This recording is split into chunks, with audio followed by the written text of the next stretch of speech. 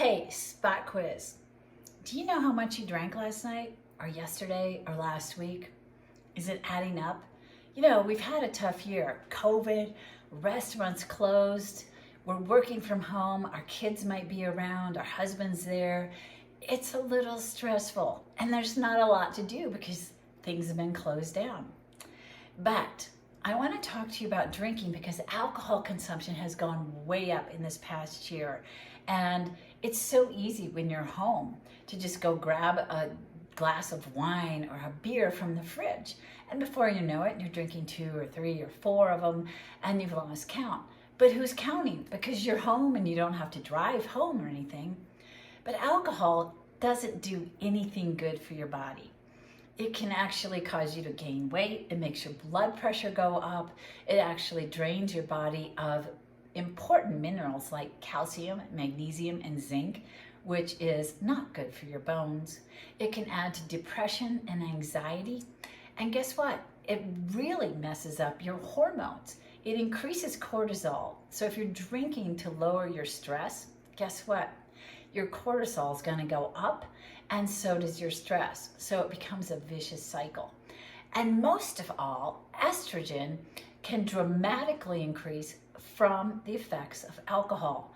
So if you're a man, estrogen can actually cause testosterone to convert to estrogen, creating problems like man boobs, weight gain, ED, and shrinkage. If you're a woman, estrogen also increases, but that's not a good thing. Estrogen can make worse the problems of estrogen dominance, where you get things like PMS, heavy periods, endometriosis, moodiness like anxiety and depression, bloating, fatigue. All of those things that you may be associating with hormones is also due to an increase of estrogen because of alcohol.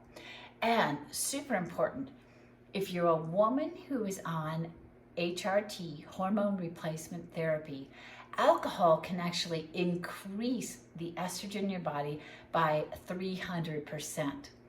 That's not what the doctor ordered, and that might be why your HRT isn't working so well. So while we know there's nothing good that can come from too much alcohol, how do you slow down? The first thing I want to say is replace it with something else. Make it fun. I like to drink sparkling water, and there's all kinds of fun ones out there now, but it just adds a little bit more of a festive feel to your drink. And there's amazing kombuchas and kefir waters out there, and they taste really good. This one is Watermelon Wonder, and this is Pear Ginger. And you can always mix it with sparkling water.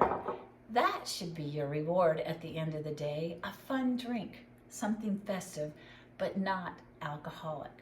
And if you're going to have a glass of wine, have it at dinner or have it later in the day when you can sit down and be mindful of it instead of feeling like you want to just chug it down because you're stressed out because of your day. And here's another choice.